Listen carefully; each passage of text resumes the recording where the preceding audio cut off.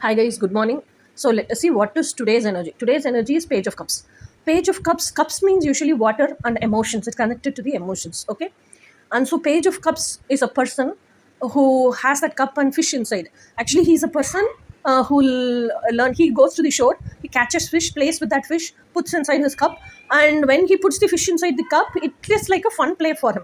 After some time, he actually witnesses how the fish suffers without water, and then he goes and puts back the fish in the water, and then sees happiness also. Okay, like that, from his own deeds he learns life lessons, and once he has learned that life lesson, he never does that mistake again. So like that Page of Cups are. Okay, very young energy, enthusiastic energy, at the same time research person's energy.